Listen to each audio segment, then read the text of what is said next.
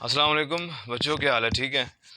Last video होगी जी ये numericals के हवाले से इंशाल्लाह, क्योंकि आज हम डिस्कस कर लेंगे चैप्टर नंबर 1, 5 और 9 की एग्जांपल्स। यही एग्जांपल्स रहती हैं। इससे पहले वीडियोस में हम तमाम चैप्टर के न्यूमेरिकल्स एक्सरसाइज के भी और एग्जांपल्स डिस्कस कर चुके हैं। तो स्टार्ट करते हैं। इसके बाद चैनल के ऊपर क्या हुआ करेगा वो जानने के लिए आप लोगों को थोड़ा सा इंतज़ार करना पड़ेगा। तो इंशाल्लाह आपको अच्छी खबरें मिलेगी। ठीक है। तो पेज नंबर है जी 22, एग्जाम्पल एक ही है चैप्टर नंबर 1 में डिस्कस करने वाली।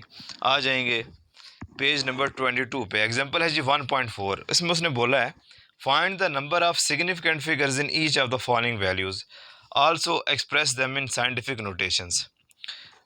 तीन हमारे पास इसके पार्ट है। हमने नंबर ऑफ सिग्निफिकेंट फिगर्स बताने हैं और इन वैल्यूज़ को हमने लिखना है स्टैंडर्ड फॉर्म में, साइंटिफिक नोटेशन में। बड़ा सिंपल है।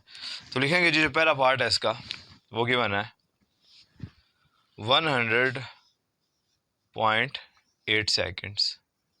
ठीक है जी। लिख सकते हैं जी number of significant figures.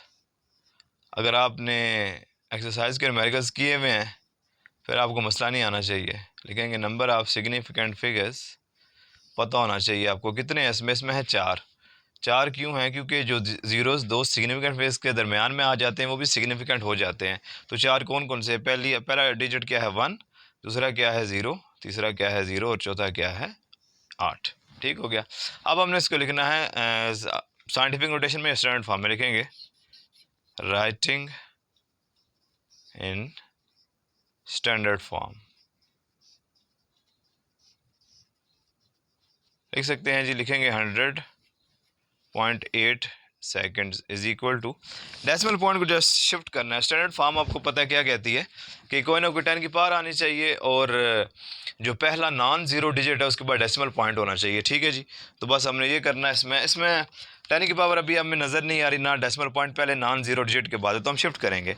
Decimal point को हम शिफ्ट करने लगे हैं यहाँ से यहाँ। दो डिजिट्स हम जा रहे हैं लेफ्ट साइड पे। जितने डिजिट्स डेसिमल पॉइंट को शिफ्ट करते हैं लेफ्ट साइड पे उतनी 10 की पॉजिटिव पावर से मल्टीप्लाई करते हैं, पता है आपको। तो लिखेंगे जी इसको। आंसर हमारे पास क्या आ जाएगा? 1 पॉइंट, पहला नॉन ज़ीरो डिजिट 1 था, उसके बाद डेसिमल पॉइंट आ गया 008। दो डिजिट शिफ्ट किया है तो मल्टीप्लाई कर देंगे 10 रेज द पावर 2 से। 10 की पावर भी है और पहले नॉन ज़ीरो डिजिट के बाद डेसिमल पॉइंट भी है, तो इस फॉर्म को हम क्या बोलते हैं? स्टैंडर्ड फॉर्म बोलते हैं, या हम इसको क्या बोलते हैं? Scientific notation. ठीक हो गया जी। सिंपल। बच्चों वाला सवाल। अभी तो बच्चे ही हैं। नेक्स्ट है जी 0.00580 किलोमीटर्स। तो लिखेंगे नंबर ऑफ सिग्निफिकेंट फिगर्स। कितने हैं जी? इसमें है 3, क्योंकि जो जीरोस लेफ्ट साइड पे होते हैं वो सिग्निफिकेंट नहीं होते। ठीक है जी। तो 5 और 8 दोनों नॉन ज़ीरो हैं और जो ज़ीरो राइट साइड पे वो सिग्निफिकेंट होता है। तो क्या है? 5, 8 एंड 0। ठीक हो गया जी। सिंपल। फिर आप लिखेंगे राइटिंग इन स्टैंडर्ड फॉर्म। कैसे लिखेंगे? लिखेंगे जी 0.00580 किलोमीटर्स इज इक्वल टू, अब डेसिमल पॉइंट को आपने शिफ्ट करना है राइट साइड पे। तो राइट साइड पे डेसिमल पॉइंट को शिफ्ट करते हुए जितने डिजिट शिफ्ट करते हैं उतनी 10 की नेगेटिव पावर से मल्टीप्लाई करते हैं। बस यही है कहानी। तो हम यहाँ पे इसको शिफ्ट करेंगे 5 के बाद, क्योंकि पहला नॉन ज़ीरो डिजिट वो है 5.80 लिख सकते हैं, ना लिखता भी फर्क नहीं पड़ता। मल्टीप्लाई 3 डिजिट्स आप आए हैं राइट साइड पे, multiply 10 raise to the power -3। ठीक हो गया जी। सिंपल था। तीसरा पार्ट है जी 210.0 ग्राम्स। 210.0 ग्राम्स। तो लिखेंगे उसी तरह सेम पैटर्न है। Number of significant figures. कितने हैं जिसमें? 4 हैं। 2, 1, 0 और 0। ज़ीरो जो राइट साइड पे आते हैं वो भी सिग्निफिकेंट होते हैं। ठीक हो गया। और 2 और 1 तो है ही नॉन ज़ीरो, तो वो भी सिग्निफिकेंट है। अब आप लिखिए राइटिंग इन स्टैंडर्ड फॉर्म। ठीक है, पूरा लिख लीजिएगा। 210.0 is equal to grams is equal to, सुनिएगा जी, यहाँ पे भी 7 यूनिट लिख दीजिए, कोई मसला नहीं है। सेकंड है वहाँ पे किलोमीटर। अब डेसिमल पॉइंट को फिर शिफ्ट करें हम लेफ्ट साइड पे, 2 डिजिट शिफ्ट कर रहे हैं तो 10⁻² से मल्टीप्लाई कर देंगे, क्या आंसर क्या आ जाएगा 2.100 मल्टीप्लाई 2 डिजिट्स आपने शिफ्ट किया 10⁻², ग्राम्स। तो ये साइंटिफिक नोटेशन है या स्टैंडर्ड फॉर्म है, ठीक है जी। ये 3 इसके पार्ट से एक आसान से एग्जांपल है, इसको जल्दी से नोट कर लीजिए।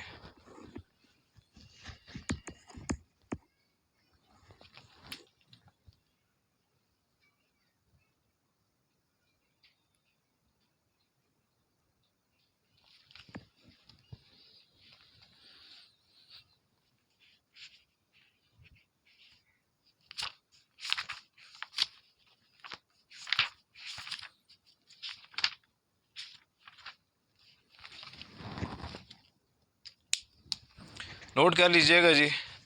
नेक्स्ट एग्जांपल है पेज नंबर 108 पे, 5वें चैप्टर की एग्जांपल है। लॉ ऑफ ग्रेविटेशन की फाइनल फॉर्म यूज़ होगी, आपको तैयार होनी चाहिए। वो क्या होती है उसको एक दफ़ा देखिए, हम भी आते हैं। दो ही एग्जांपल है चैप्टर नंबर 5 की और एक एग्जांपल है चैप्टर नंबर 9 की, ठीक है जी। तो छोटू सी वीडियो बनेगी हमारी जी।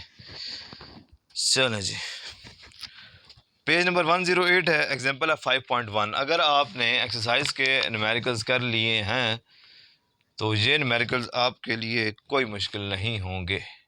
5.1 वैसे भी नहीं होंगे। 2 lead spheres each of mass 1000 kilogram, 2 masses हैं, M1 कितना है 1000 किलोग्राम्स, दोनों का मैस होने का ईच ऑफ मैस 1000, तो लिखेंगे M2 भी कितना है 1000 किलोग्राम। और kept with the centres 1 metre apart, distance उनके दरमियान गिवन है कितना 1 metre.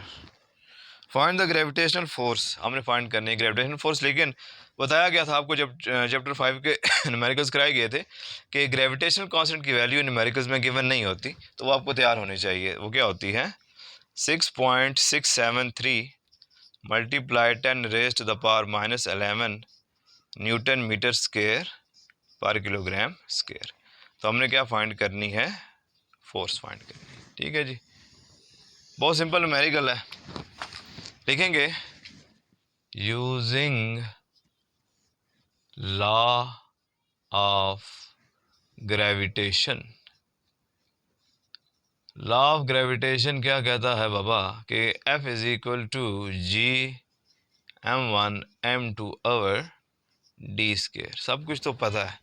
Putting the values we have, F will be equal to G क्या है 6.673 मल्टीप्लाई 10⁻⁻11, M1 कितना था 1000, M2 भी कितना था 1000 और डिस्टेंस कितना था 1 का स्क्वायर, ठीक हो गया simple.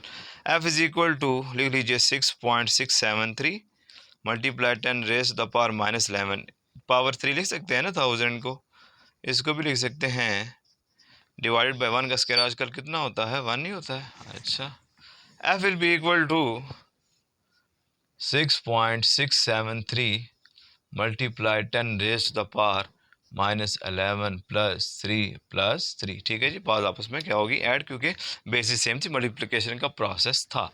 F will be equal to 6.673 multiply 10⁻⁻11 +6। वैसे स्टेप्स करने की इतनी ज़रूरत नहीं है, लेकिन कर देंगे तब भी कोई हर्ज नहीं है। 6.673 मल्टीप्लाई 10⁻⁻5, फोर्स का यूनिट क्या होता है न्यूटन, ठीक हो गया। That is your answer. तो नोट कर लीजिए जी, आसान से एग्जांपल आ सकती है पेपर में। Hurry up.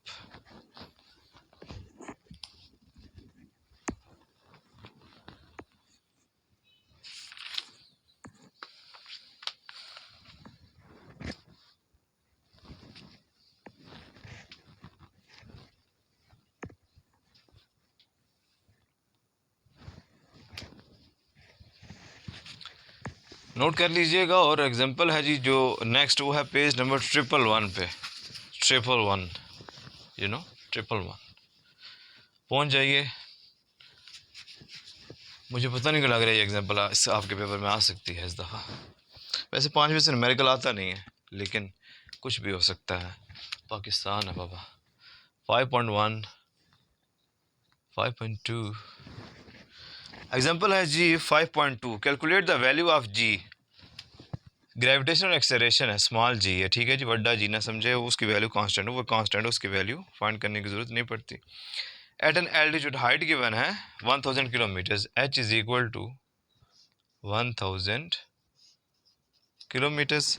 The mass of the earth, वैसे देने की ज़रूरत नहीं थी, मैं पता होना चाहिए, 6 multiply 10 raise to the power 24 kilogram. Radius उसने दे दी, ये भी देने की ज़रूरत नहीं थी, वैसे कितना गिवन है 6400 किलोमीटर्स। ठीक हो गया जी। हमने वैल्यू फाइंड करनी है जी की हाइट के ऊपर, ठीक है, ग्रेविटेशनल एक्सेलरेशन एट हाइट। बड़ा जी जो है कैपिटल जी, जिसको ग्रेविटेशनल कांस्टेंट बोलते हैं, उसकी वैल्यू गिवन नहीं है, वो आप लिख दीजिए चुप करके, वो क्या होती है, किसी भी न्यूमेरिकल में गिवन होती है 5th चैप्टर के। 6.673 multiply 10 raise to the power -11 newton metre square पर किलोग्राम स्क्वायर। ओके, ठीक है जी। तो हमने ग्रेविटेशनल एक्सेलरेशन फाइंड करना है हाइट पे, ठीक हो गया।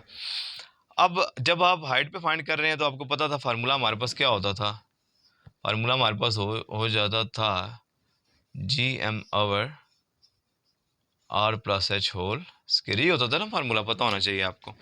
जी पता है, m पता है, r भी पता है, h भी पता है, लेकिन आप अगर r + h पहले थोड़ा सा फाइंड कर लेंगे, आगे जाके कैलकुलेशन में आपको आसानी रहेगी, ठीक है। थोड़ा सा इसको सिंप्लीफाई कर लीजिए मीटर्स में करके। r + h will be equal to, r आपके पास कितना है 6400 और हाइट कितनी गिवन थी 1000, so r + h will be equal to 7400 kilometres. इसको हम इस तरह भी लिख सकते हैं कि डेसिमल पॉइंट को शिफ्ट कर दीजिए, क्या हो जाएगा 7.4 मल्टीप्लाई 10 रेज़ द पावर 3, क्योंकि 3 डिजिट शिफ्ट किया है, और किलो क्या होता है 10 रेज़ द पावर 3 मीटर्स, ठीक है। स्टैंडर्ड यूनिट में हम कर लेना हाइट को। r + h will be equal to 7.4 multiply 10 raise to the power 3 + 3, कितना हो गया 6 मीटर्स, ठीक है। अब थोड़ा सा न्यूमेरिकल कैलकुलेशन में हमारे पास थोड़ा सा ईजी हो जाएगा। फार्मूला में रेज़ कर देता हूँ क्योंकि आपको याद होना चाहिए, तो उसको यहाँ पे लिखेंगे। हम जानते हैं कि वी नो दैट, क्या जानते हैं कि gravitational acceleration at height h is equal to G m/r + h whole square. सब कुछ तो पता है।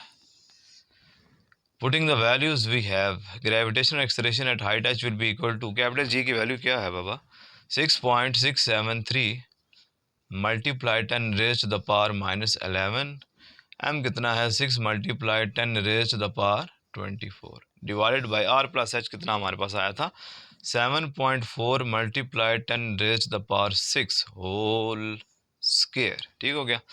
मैंने कहा था 10 के बाद इसको छेड़ते नहीं है, तो इन दोनों को मल्टीप्लाई कर दीजिए। So gravitational acceleration at height h will be equal to 6.673 multiply 6, answer आपके पास आया 40.038 multiply 10 raise to the power -11 + 24 divided by 7.4, बस के यहाँ, बल्कि इसको यहाँ पे लिख दीजिए 13, डायरेक्ट ही लिख दीजिए 24 - 11, ठीक है, बड़े हो गए आप।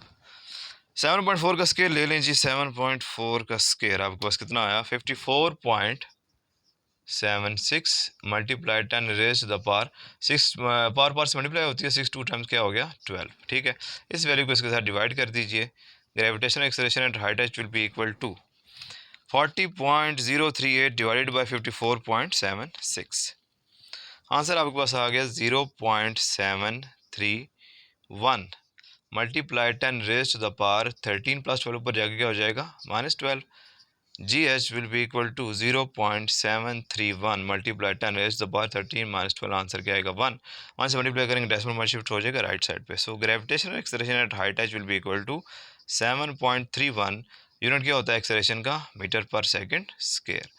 तो अगर आप ज़मीन से 1000 किलोमीटर ऊपर हाइट तक जाएंगे तो जी की वैल्यू कितनी आपके पास आ जाएगी 7.31 मीटर पर सेकंड स्क्वायर, नोट कर लीजिए।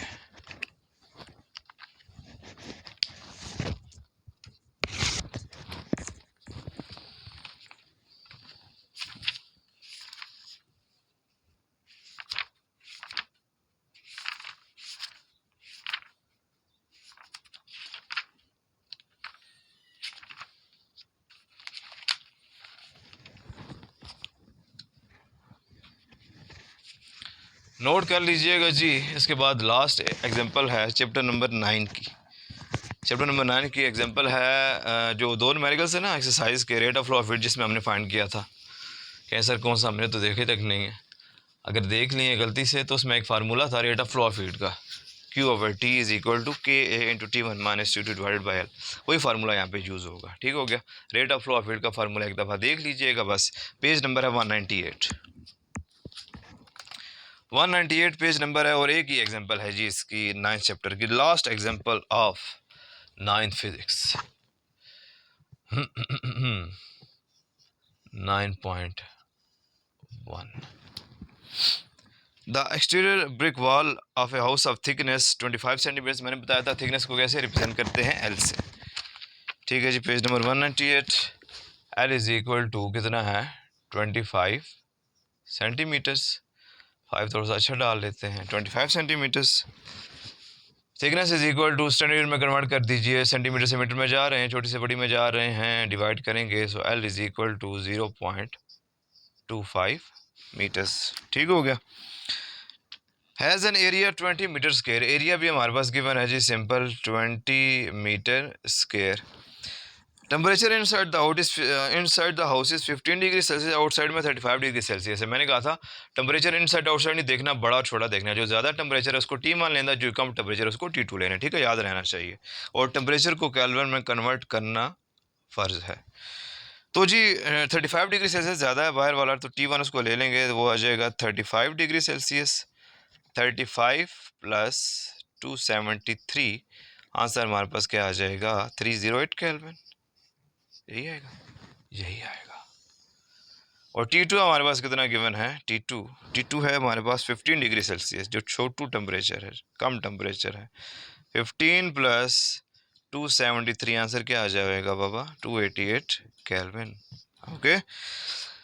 थर्मल कंडक्टिविटी की वैल्यू हमारे पास गिवन है कि ब्रिक के लिए 0.6 वाट पर मीटर पर केल्विन। हमने वैल्यू फाइंड करना है जी rate of flow of heat की। शो कैसे करते हैं, Q/T से rate of flow of heat. Q से हीट और T से जब हम डिवाइड करते हैं तो हम बात करते हैं, हम रेट की बात कर रहे हैं। तो हमने Q/T फाइंड करना है। सिंपल फार्मूला आपको पता है, लिखेंगे वी नो दैट। हम जानते हैं कि Q/T क्या होता था, K into T1 minus T2 divided by L। Putting the values we have, Q/T will be equal to, K की वैल्यू कितनी है 0.6, एरिया आपके पास कितना गिवन था 20, T1 आपके पास कितना था 308 माइनस 288 डिवाइडेड बाय, और हमारे पास ये कितनी गिवन थी थिकनेस 0.25। ठीक हो गया, सिंपल है जी, सिंपल है। Q/T will be equal to, इन दोनों को मल्टीप्लाई कर दीजिए, 0.6 मल्टीप्लाई 20, आंसर आपके पास आ गया 12 इंटू, इनको आप सेपरेट कर देंगे तो आंसर आपके पास क्या आ जाएगा 20 divided by 0.25। Q/T will be equal to 12 multiply 20 divided by 0.25। Answer आपके पास आ गया जी 960। हीट का यूनिट क्या होता है, जूल। टाइम का यूनिट क्या होता है, सेकंड। जूल पर सेकंड भी लिख सकते हैं, और क्या लिख सकते हैं, वाट लिख सकते हैं, क्योंकि वाट को क्या कहते हैं, जूल पर सेकंड। तो ये था जी लास्ट न्यूमेरिकल 9th फिजिक्स का। अच्छी तरह से नोट कर लीजिए और तैयारी शुरू कर दीजिए, क्योंकि पेपर्स आपके बहुत नज़दीक आ चुके हैं। ठीक है जी, दुआ में याद रखिएगा। अल्लाह हाफिज़।